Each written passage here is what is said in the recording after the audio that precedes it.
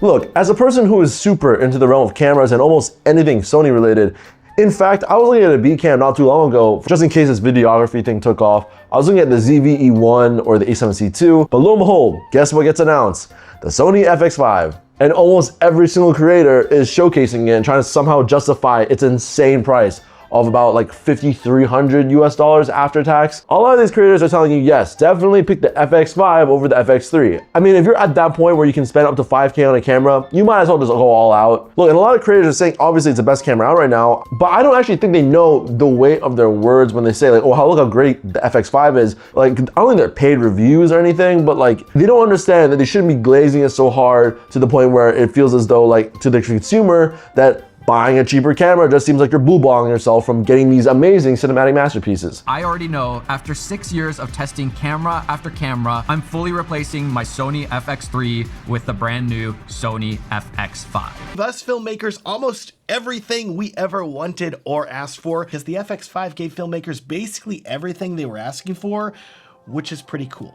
So my fellow working small crews, small budget commercial filmmakers, doc filmmakers, owner operators, solo shooters, weddings, music videos, all that stuff I think plays for people who should buy the FX5. All I'm gonna say for me though is this new FX5 is a instant freaking cop. Now it's gonna cost you almost $5,000, but this might be contender for camera of the year. I mean, think about it. Imagine you just got enough money for your FX3 or FX30, but then your favorite YouTuber and role model, Maddie, I can't pronounce his last name, I'm not gonna lie. They tell you, the FX5 is the only camera I use now. It's totally worth it. And then I think you would be like, oh, well, because I'm sinking so much money in, I might as well just not blue ball myself and get the FX5 and not cheat myself out of getting something really, really good.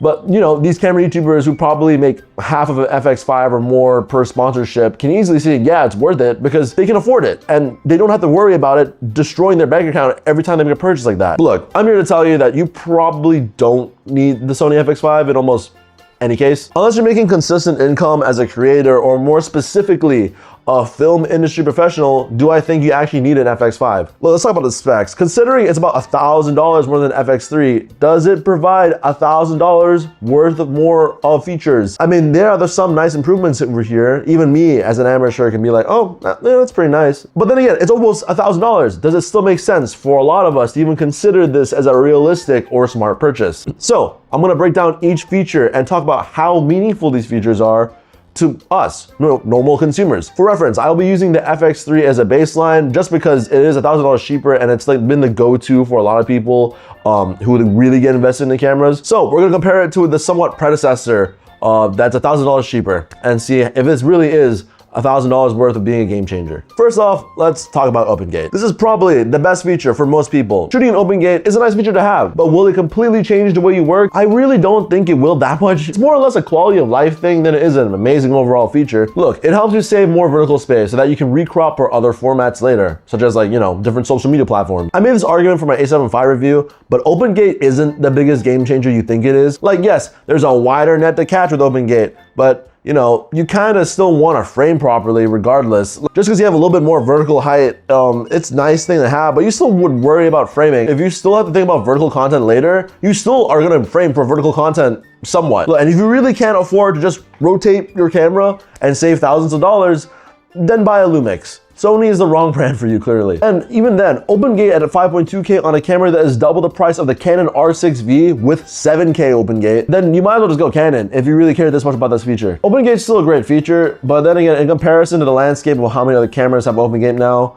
5.2K OpenGate is a welcome change, but I don't think it's that impressive. Especially at this price point, it's not impressive, it's expected. Second, let's talk about triple base ISO. Look, again, it's cool to have. In fact, I think it's great to have. But there is a fix to this in which you don't need an extra 3K to have. You just put an ND filter on your lens on your FX3, which has the same base ISO of 12,800, and you just, you know, darken it with the ND filter. Even an expensive ND filter, like a Freewell one or the Nisi ones, are like max $500 for like a whole set. You can use ND filters in a day, so that's also kind of nice. I mean, it's a cool addition, but I don't think it's worth a whole $1,000. And if you get a ZV-E1, it's like $3 grand more expensive. So third is the menu system. It uses the Burano's menu system. And this is probably the most important thing that I think will separate the FX3 and the FX5. You have the same menu system as Burano, which I have to argue is better for professional work. At least I have to assume so. I don't really know it personally. However, as general content creators and normal filmmakers will be promoting it to you, I think professionals will utilize this properly There's another thing about the menu system that we have to talk about. It doesn't shoot any photos. I mean, if you're paying for more to get less because, you know, it's a professional camera for filmmakers, it makes sense. But if you're thinking about normal videography, I feel as though you still want photos just in case, whether it's for match cutting or whether it's for framing later. It's insane that you're paying an extra $1,000 just not having any photo capabilities on this camera. But that's the thing, like we're saying, if you are in the slightest thinking about getting a photo in general, because you're a videographer and you're just like, oh, you know, I'm doing whatever my client wants, your client probably still wants some photos from time to time, and they'll probably be like, hey, can you grab a photo of this quickly? Are you really gonna say no? But that's the thing, I think professionals are probably gonna be okay with this because they're professionals. They rather have the extra features that this offers compared to an FX3, which doesn't have some of the features.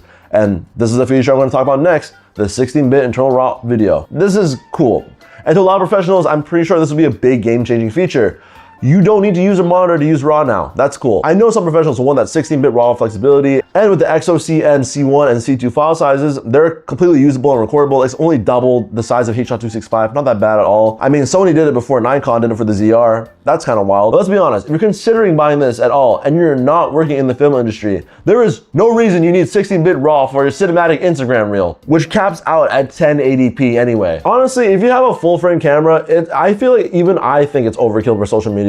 And maybe not YouTube, but definitely for Instagram. I see why you would care about this feature, but figure out why this would actually matter to you. Look, I know myself pretty well. I have a power grade for S-Log that grades in Rec 709 mostly. So a 16-bit RAW, I probably wouldn't even touch it. No camera codec is also gonna secretly make you make better videos or more cinematic videos. So unless it makes sense that you like to play with this in your workflow, you're probably not even gonna use 16-bit RAW. Okay, let's talk about the last things, the screen and the accessories. Look, the FX5 has the same screen as the A7 IV. Well, in terms of like the roll tilt and stuff, it's a little bit bigger on the FX5. Do not consider a $1,000 upgrade on the screen to be worth it. Like at that point, you would just buy a monitor and you'd be happy with having a bigger monitor anyway on your FX3. There is a new XLR handle that has 32-bit float, which is great. But then again, that also works for the A7 V and the A7 R6. So if you're buying it specifically just for 32-bit float, I don't think that's worth it at all. The special new EVF that everyone is glazing, I kid you not, is $800. It is, I don't think it's worth for a module that goes on the camera to be worth a sixth of the camera itself. But you know, maybe that's just me. Okay, but at the end of the day, is the FX5 better than the FX3 and the ZV-E1? Since I argue those are the cameras that people are looking at. Yes, and I do think if I had just 10K just landing in my lap randomly, I could buy one or the other. Considering you're almost paying about 4K for the FX3, I think it's just